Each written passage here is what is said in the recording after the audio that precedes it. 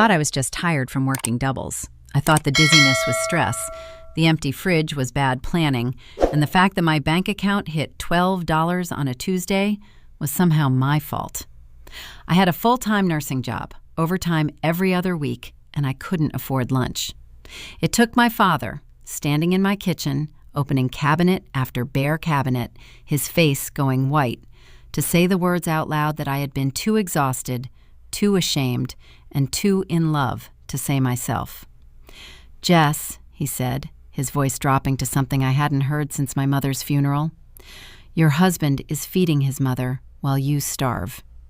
And then everything I had been explaining away for 14 months collapsed at once, like a wall that had been quietly cracking from the inside, and I finally saw the ruin underneath. The worst part wasn't that he was right. The worst part was that I already knew, somewhere in the part of me I had been carefully not listening to, and I had kept going to work anyway, kept smiling at Daniel over the dinner table he had bought with my credit card, kept telling myself that Brenda, his mother, who had moved into our second bedroom temporarily after her landlord raised the rent, was just going through a hard time, and that hard times end, and that we were family, and family carries each other. What I did not know yet, standing in that kitchen while my father's jaw went tight, was that the carrying had only ever been going one direction, and that it had been engineered that way from the very beginning. I need to take you back to before, to the version of my life that I believed in completely, the one I had worked for, scrimped for, built shift by shift in the fluorescent-lit corridors of St. Agatha's Hospital, where I had been a registered nurse for 6 years. I need you to see what I saw, to feel how solid it all seemed, so that you understand exactly how thorough the dismantling was. Daniel and I had been married for 2 years when this story really starts, though we'd been together for 4. We met the way people meet when they're both too busy to date properly, at a mutual friend's birthday dinner, both of us arriving late, both of us ending up at the wrong end of the table, both of us making the best of it. He was an electrician, reliable and calm, with big hands and a habit of listening with his whole body, leaning in, nodding slowly, actually hearing you. I fell for the listening. That was what I told my best friend Claire the morning after. Not his shoulders, not his eyes, the listening. I should have been more careful about what I told him. Our apartment was on the 3rd floor of a building on Maple Creek Road, a wide 2-bedroom with original hardwood floors that I had refinished myself on a long Labor Day weekend, down on my knees with a rented sander, coming up for air smelling like sawdust, and feeling, for the first time in years, like something was truly mine. I had moved in first, paid the deposit, signed the lease, all before Daniel came. He moved in 8 months before the wedding, and it made sense, it was practical, but the lease stayed in both our names afterward, and the deposit receipt, a thing I had forgotten about entirely, stayed in a folder in the bottom of my filing cabinet, where I would not think about it again until it became the most important piece of paper in my life. I loved that apartment. I loved the kitchen with its south-facing window that caught the afternoon light and turned the whole room amber by 4 o'clock. I loved the way the radiator knocked and hissed on cold mornings, a sound that had started to feel like companionship. I kept a small herb garden on the windowsill, basil, mint, a struggling rosemary that never quite thrived, but that I refused to give up on. I bought good coffee beans and ground them myself every morning. These are small things, I know. But I want you to understand the texture of the life I was protecting, because it wasn't just money. It was mornings. It was the smell of rosemary and coffee and Daniel's shampoo, and the particular quality of light at 4 in the afternoon. It was everything I had made, and it was being eaten. Brenda arrived on a Thursday in October, 14 months before the morning my father stood in my kitchen. She arrived with 6 suitcases, a box of framed photographs, a slow cooker, and an explanation that shifted every time I replayed it. The landlord had raised the rent. She couldn't cover it on her fixed income. It would only be a few weeks, just until she sorted something out. Daniel had picked her up from her old place while I was working a day shift, and by the time I came home, she was settled into the spare room with her photographs already on the dresser. a room I had been using as a home office, my desk pushed to one side, my files in a stack against the wall, as if they were the intrusion. I stood in the doorway holding my work bag, still in my scrubs, and I looked at the framed photo of a young Brenda on a beach somewhere, bright and laughing, and I told myself, she's his mother. It's temporary. You can work from the kitchen table. Brenda was not what you would call openly hostile. That was the thing that made it so hard to name. She was warm in a way that always felt slightly off-center, like a picture hung crooked that you kept almost but not quite fixing. She called me sweetheart and asked about my patience and said things like, "I don't know how you do it, those long shifts. You must be exhausted," in a tone that was somehow both admiring and faintly condescending, as if my exhaustion were a choice I was making, rather than a consequence of the fact that I was, as of that October, the sole person in our household paying rent. Because Daniel had had a slow month, the electrical contracting work had dried up, he said, and then the next month it was still slow, and then there was a complicated job that didn't pay out on time, and somehow 7 months passed, and I had stopped tracking it consciously because tracking it required having a conversation I didn't know how to start. The grocery bills were the first thing I noticed, when I finally started noticing. I had a system. I'd always had a system. It was a nurse thing, a single mother's daughter thing. And the system involved a grocery budget of about $300 a month for 2 people, tracked in a small notebook I kept in the kitchen drawer. When Brenda moved in, I adjusted. $400, $450, fine. But by December, the bills were coming in at $700, then $750, and when I looked at the receipts, when I actually stood in the kitchen and went through them, the way I had not been doing, because I was tired, because I trusted him, I found things I did not buy. Brisket, premium cuts of salmon, 3 kinds of imported cheese, specialty crackers, a bottle of wine I had never tasted. Brenda had a list of things she couldn't eat, allergies and preferences she had communicated to Daniel in the first week, and Daniel had quietly, consistently begun shopping for her preferences and billing it to our joint account, which was funded almost entirely by my paychecks. I brought it up once, carefully, on a Sunday evening in early January. We were washing up after dinner, a dinner that had featured, I noted, a roasted chicken with herbs that Brenda had supervised from her spot at the kitchen table, giving Daniel instructions in a fond, murmuring voice while I sat in the living room listening to the sound of my own kitchen being colonized. I said, "I've been looking at the grocery spending. It's gotten pretty high." Daniel dried his hands on a dish towel. He didn't look at me right away. When he did, his expression was the one I had started to think of as the management face. Calm, slightly pained, as if I were a situation requiring handling. "Mom's got dietary needs," he said. "It's not like we can just buy whatever." I said that I understood that, but that $750 was nearly double what we'd been spending, and I was covering it alone, and maybe we should look at what was actually necessary. He was quiet for a moment. Then he said, "She's my mother, Jess. I'm not going to make her feel like a burden." And God help me, I said, "Okay." And I put the receipts back in the drawer, and I went to work the next morning at 5:45, and I did not bring it up again for 4 months. In February, I picked up a second shift rotation. It wasn't optional exactly, but I told Daniel it was, because I didn't want to have the conversation that would follow if I admitted we needed the money. The extra shifts meant I was leaving before Brenda woke up and coming home after she and Daniel had already eaten.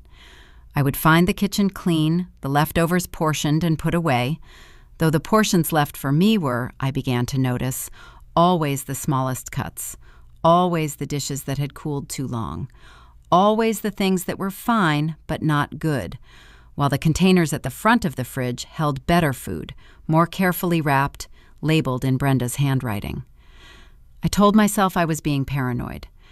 I ate standing at the counter at 9:30 at night, still in my scrubs, and I told myself I was just tired, just sensitive, just reading into things. Claire saw it before I did. Claire, who had known me for 15 years, who had been my college roommate and my maid of honor, and the person I called when my mother died. Claire came over for coffee in March on a rare Saturday I had off, and she stood in my kitchen and watched me make coffee with the last of the good beans. And she watched Brenda come in and suggest, sweetly, that actually she and Daniel preferred the milder roast. And she watched me put the good beans away, and afterward, in the car, Claire said, "How often do you do that?" I said, "Do what?" She said, "Put yourself away." I laughed it off. I told her she was being dramatic. I drove home, and I found that the grocery order Daniel had placed that morning, I saw the confirmation email because we shared an account, totaled $428. On a week when I had eaten crackers for lunch 3 days running because I kept forgetting to make time to eat, and the hospital cafeteria was expensive, and there was never quite enough in my personal account to feel comfortable spending money on myself. $428. I closed the email, and I charged my phone, and I went to bed. The dizziness started in April. I was 6 hours into a 12-hour shift when I had to sit down at the nurse's station because the corridor tilted. My supervisor, a woman named Donna, who was 48 years old and had seen everything twice, looked at me across the desk and said, "When did you last eat a real meal?" And I opened my mouth to say, "This morning," and realized that what I'd had that morning was half a cup of coffee and a handful of almonds, because the bread had been finished and the eggs were on Brenda's list, and I had told myself I'd grab something at work, and then hadn't. I said, "This morning anyway," because I was ashamed. Donna gave me a granola bar from her drawer and told me to eat it and said nothing else, and the kindness of it nearly undid me completely. That was a Friday. On Saturday, my father came. He came because I had called him 2 weeks earlier, a call I had kept very brief and very vague. "Just checking in, Dad. Everything's fine, just tired." But my father is a man who raised me alone from the age of 9, who learned to read my voice the way you learn a second language when you have no choice. And he heard something I had not said. He drove 4 hours. He didn't tell me he was coming. He knocked on the door at 10 in the morning, holding a bag with bagels and cream cheese and good coffee beans, the same brand I used to keep in my cabinet, the one that had been replaced with the milder roast. And he walked in, and he hugged me, and then he did what he always did.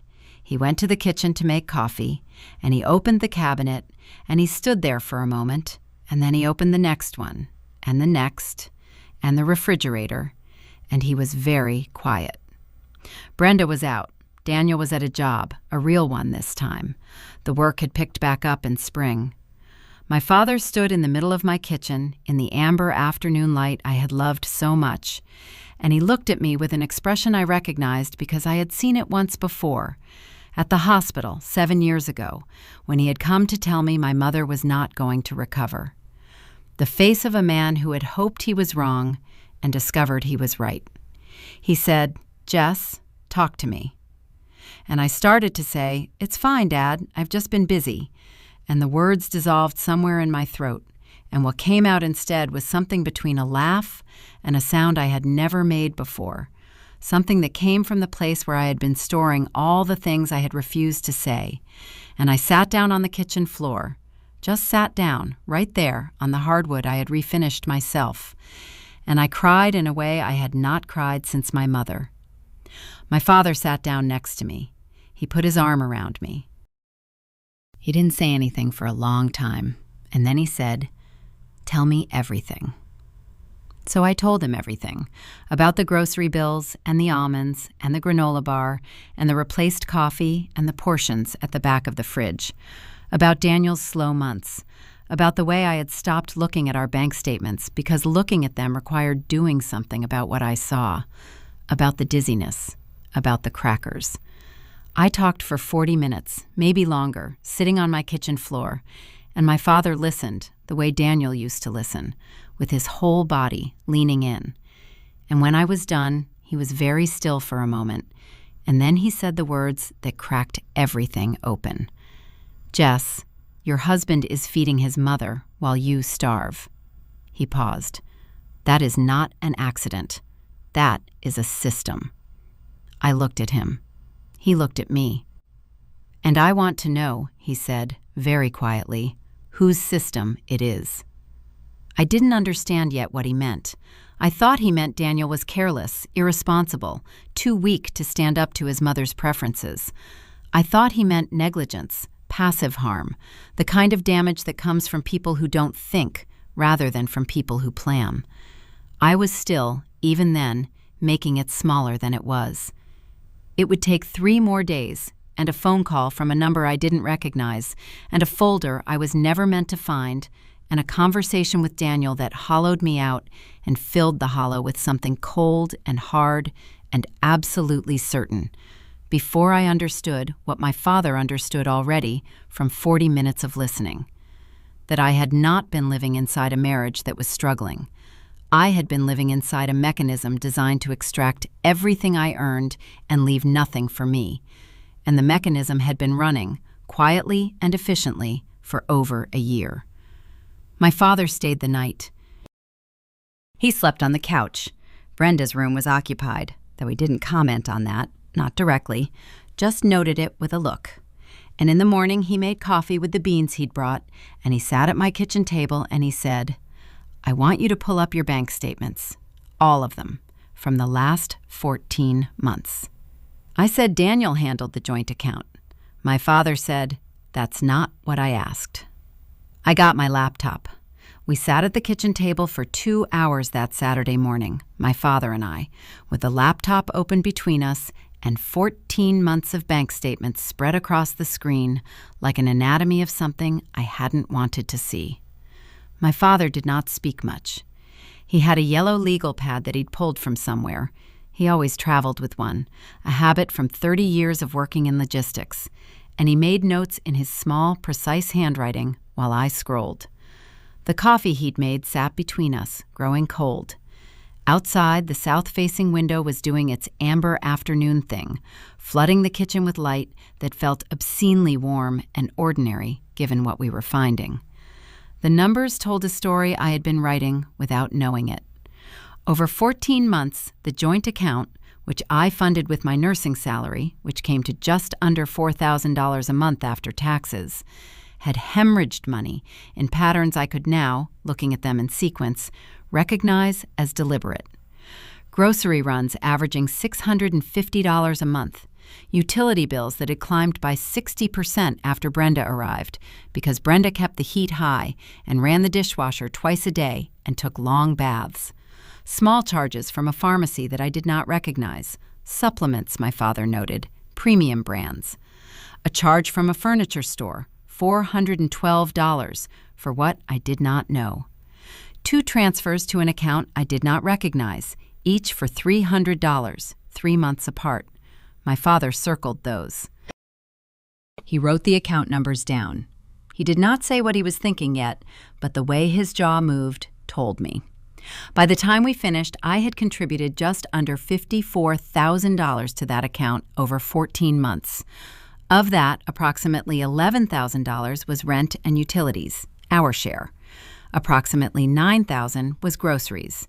The remainder, nearly $34,000, had moved through the account in ways I could only partially trace, and what I could trace pointed in a single direction, toward Brenda's comfort, Brenda's needs, Brenda's preferences, and toward those 2 mysterious transfers that my father had circled twice. $34,000. I was a nurse. I worked 12-hour shifts. I ate almonds for breakfast on the days the bread ran out and charged Donna's granola bar in my memory like a debt.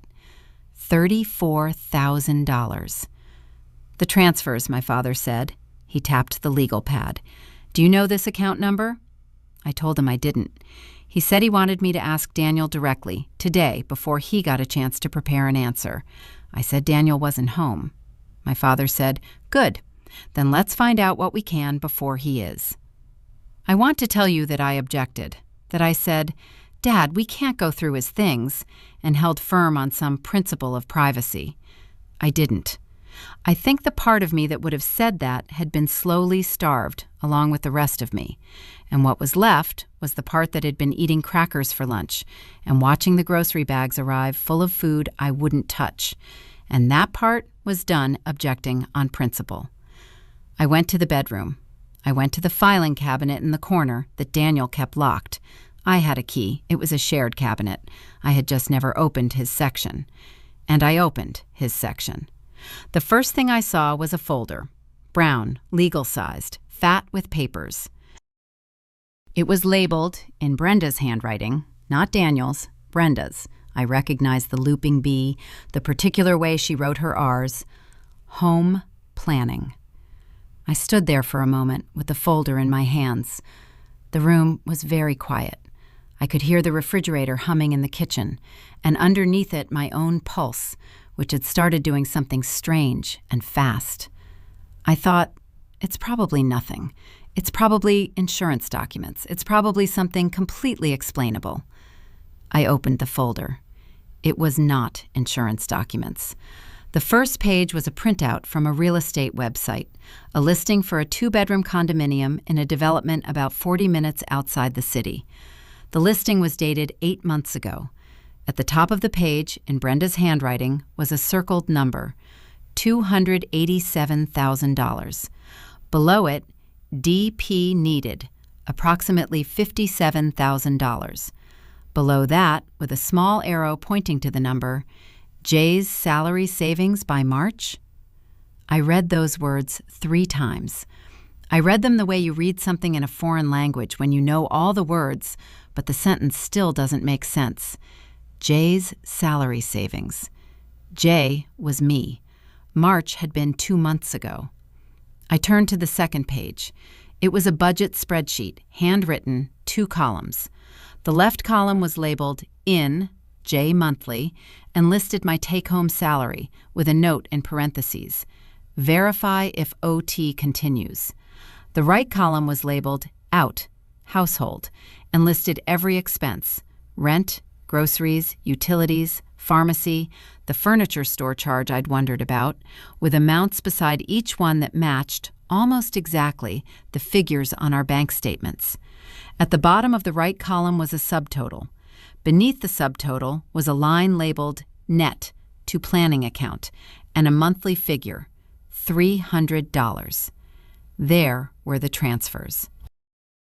Monthly, $300 moved quietly to what I now understood was a planning account, a down payment account, a fund that was being filled with my money for a condominium I had never heard of and had never agreed to, and that had my initial, in a margin note, as if I were a resource to be managed rather than a person to be consulted. I don't remember sitting down. I was sitting. The floor of the bedroom was cold through my jeans. I had sat down on the hardwood, the folder in my lap, the pages spread around me like wreckage. I could hear my father in the kitchen, the soft sound of him refilling the kettle. I thought, I need to breathe. I thought, I need to think. I thought, this isn't possible. Daniel wouldn't. He's not. And then I turned to the third page, and the thought stopped dead. The third page was an email, printed out. It was from Daniel's personal address, not our shared account, his personal address, the one I had never thought to check. To Brenda's email, dated 11 months ago. The subject line was re-timeline. The body of the email was 3 paragraphs. I will not give you every word of it. I will give you the part that mattered most. Daniel had written, I think we can hit the target by Q1 next year if the OT holds. I've been handling the account transfers quietly. She doesn't look at the statements. If we're careful, we can have the DP ready without ever having a fight about it. Just keep the groceries running the way they are. She assumes it's normal inflation. Trust me, I know how she thinks. She'd rather not know. She'd rather not know. I sat on the bedroom floor and I read that sentence 6 more times. She'd rather not know. 11 months ago, my husband had written to his mother that he understood my psychology well enough to exploit it. that my tendency to trust, to give the benefit of the doubt, to avoid conflict, was a feature of his plan, not a flaw in it. He had studied me. He had identified my pattern of looking away and built a financial extraction mechanism designed specifically to run in that blind spot. He was not a passive man who had failed to stand up to his mother. He was the architect. My father appeared in the doorway. He looked at my face and then at the pages around me, and he came and sat next to me on the floor without a word. I handed him the email. He read it. The tendons in his jaw moved. He was quiet for a very long time. Then he said, carefully and evenly, "Jess, listen to me. I need you to do one thing right now and only one thing. Don't confront him tonight." I looked at him. He said, "Promise me, not tonight. We do this right or we don't do it at all." I promised. It was the hardest promise I have ever kept. Daniel came home at 7 that evening, smelling of sawdust and the particular citrus of his work soap. He came into the kitchen, kissed me on the top of the head, the way he always did, the way he had always done, a habit that now felt like a costume piece, a prop in a performance I had not known I was watching, and shook my father's hand with what appeared to be genuine pleasure. They talked about a baseball game. My father was extraordinary. He smiled, he joked, he asked about the contracting work, and his voice did not waver once. And I sat at the table and ate a dinner that I couldn't taste and watched my husband and thought, 11 months. You did this for 11 months, and then you kissed me on the head and asked how my shift went. After dinner, my father said he was tired from the drive and went to bed early, which he never does. I loaded the dishwasher. Daniel dried his hands and said, "It's good to see him. You should call him more." I said, "I know." I turned off the kitchen light. I went to the bathroom and I stood at the sink for a long time looking at my own face, which was very calm, which I did not entirely recognize. And I thought, tomorrow.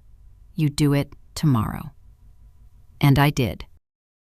My father had made a call that night after we'd gone to bed. He had a friend, a woman named Patricia, who had been his work colleague for 20 years and who had, on leaving logistics, become a family law attorney. At 7 the next morning, Patricia called me on my cell phone. I sat in my car in the parking garage of the hospital 20 minutes before my shift, and she talked and I listened, and by the time I walked onto the ward, I knew what I had and what it meant. The printed email was evidence of financial fraud within a marriage. The transfers to the planning account could be construed as misappropriation of marital funds. The spreadsheet with my initial was, Patricia said, in her measured legal voice, rather extraordinary. It documented intent. Keep everything, she said. Don't move anything. Don't let him know you have it. And do not confront him until we have copies of all of it in my office. I photographed every page of that folder on my lunch break, standing in a bathroom stall, and I emailed the photos to Patricia. I went back to my patients, I changed IV lines and checked vitals, and asked an elderly gentleman named Mr. Coffey how his daughter's visit had gone, and I was, by all observable measures, completely normal. Whatever was happening inside me, the cold thing that had been replacing the shock, settling into my chest like ice forming over still water, did not show on my face. I had learned from my husband how useful it is when people assume you'd rather not know. Brenda came home on Wednesday afternoon to find me sitting at the kitchen table. Not the laptop, not the folder, those were with Patricia. Just me, at the table, with 2 cups of tea, and the afternoon light doing its amber thing through the window, and the rosemary struggling on the sill. I had sent Daniel a text saying I needed a night alone with his mother to clear the air. I had used those exact words, knowing how they would land, knowing he would feel relieved that I was trying, knowing he would stay out. He sent back a heart emoji. I looked at it for a moment. Then I set the phone down and waited. Brenda came in and saw me, and her face did its usual complicated performance. The warm surprise, the fond concern, the slight adjustment around the eyes that I now read clearly as recalculation. She said, "Oh, sweetheart, I didn't know you'd be home early." She began taking off her coat, moving toward the kettle, falling into the comfortable choreography of occupying my kitchen as if it were her own. I said, "I made tea. Sit down." Something in my voice, the absence of apology in it maybe, the flatness, made her stop. She looked at me. She sat down. I let the silence go for a moment. The radiator knocked. Outside, someone's car door slammed. I wrapped both hands around my mug and I looked at Brenda. Really looked at her. At the careful softness she had arranged on her face, the practiced warmth, the reading glasses pushed up on her head like a prop. And I said, "I found the folder." The warmth on her face did something interesting. It didn't disappear immediately. It compressed like a material under pressure. Then it rearranged itself into something else, a rueful, almost indulgent expression, as if I were a child who had discovered a surprise party too early. She said, "Jess, I think you may be misunderstanding." I said, "The home planning folder, in the brown legal file in Daniel's cabinet, with the real estate listing, the budget spreadsheet, and the printed email." The indulgent expression stopped. She was very still. "Brenda," I said, and my voice was so quiet I almost couldn't hear it myself, "you used my salary as a down payment fund for a condominium I don't know about, with my husband's active cooperation, for 11 months. I want you to tell me something true. Just one thing. Has Daniel already made an offer on the property?" She stared at me. The silence stretched. And then, because she was who she was, because her instinct even now was to manage rather than retreat, she said, "We were doing this for the family, for your future. You were never going to do it yourself. You never plan ahead." I said, "Has he made an offer?" A pause. Then, "A preliminary one, nothing signed." There it was, a preliminary offer. My husband had submitted a preliminary offer on a property using funds diverted from my paychecks in a plan co-authored with his mother, without my knowledge or consent, while I ate almonds for breakfast and got dizzy on the hospital floor and thanked Donna for her granola bar. I stood up from the table. I picked up my mug. I walked to the sink. I stood there for a moment with the water running over my hands, very cold, and I let it run, and then I turned it off, and I dried my hands, and I turned around and I said, "You should start looking for somewhere to live. You have 2 weeks." She began to speak. I said, "I'll be filing a report with the bank's fraud department about the account transfers. My attorney has already been briefed. If you'd like to discuss anything further, you can contact Patricia Mercer's office."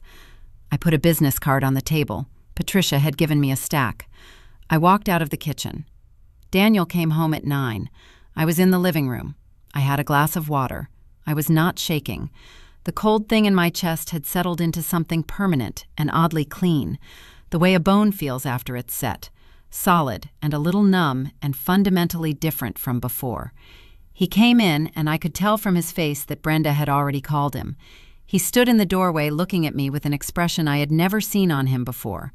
Not the management face, not the fond listening face, something ragged and frightened and younger than he was. He said, "Jess." I said, "Sit down." He sat. I told him what I knew. I didn't perform it. I didn't raise my voice. I laid it out the way Patricia had advised, factually, completely, without leaving space for him to interrupt with explanations I had already heard in my head 100 times. The folder, the spreadsheet, the email. She'd rather not know. The preliminary offer, the $34,000. When I finished, the room was very quiet. Daniel had his elbows on his knees and he was staring at the floor, and he looked, I thought, genuinely wrecked. Not by guilt exactly, but by the collapse of the version of events he'd been living in, where this was a plan that would eventually make me happy, where he was doing something for our future and I just didn't understand yet. He said, "I was going to tell you. When it was done, I thought you'd, I said, you thought I'd rather not know? He stopped. He looked at me. I said, you wrote that, to your mother, 11 months ago. He was quiet for a very long time. Then he said, I'm sorry. I said, I know. I stood up. I said, I need you to cancel the preliminary offer, in writing, tomorrow, with me copied on the communication. And I need you to transfer the full amount from the planning account back to our joint account by the end of the week. He nodded. He said, and then? I said, and then we'll see. I want to tell you that was the end of it. It wasn't.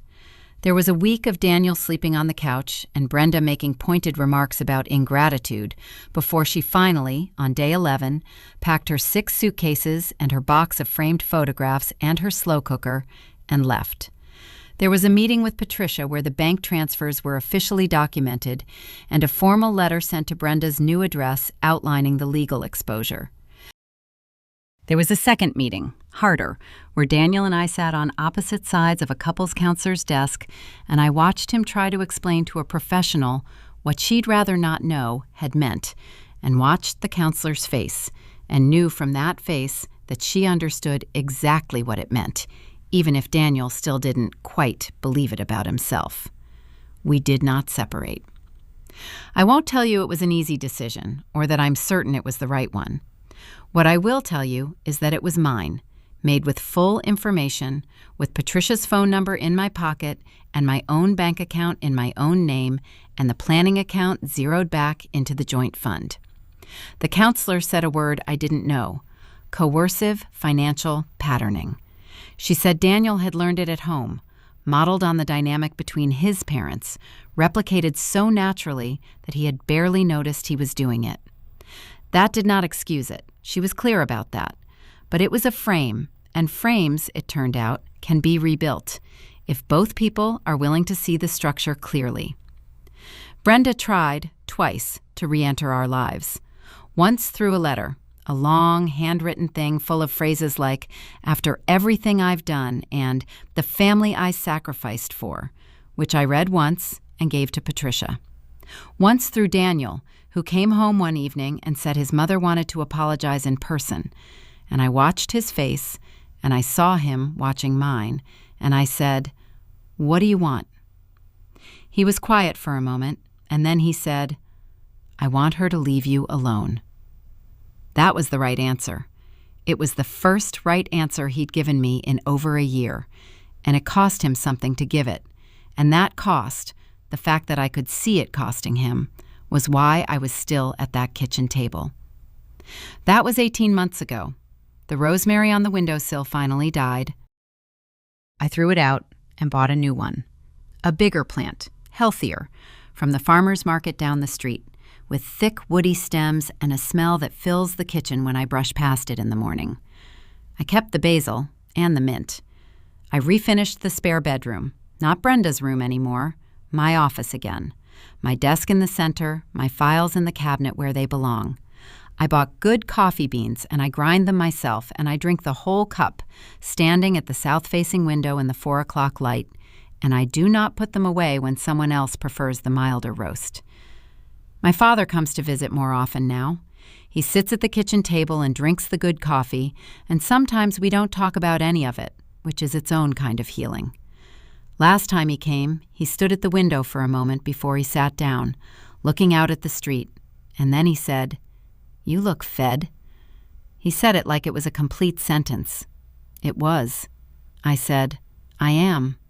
And I was, fed and solvent and clear-eyed and very much in possession of my own life, in the amber light of the kitchen I had built with my own hands, in the apartment I had come home to first, where the rosemary was finally, stubbornly thriving. You learn eventually which silences are comfortable and which ones are traps. You learn to read the budget spreadsheets. You learn to open the filing cabinet. And you learn, this is the hardest and the most necessary thing, that she'd rather not know is not a description of who you are. It is a description of who they needed you to be. Those are not the same thing.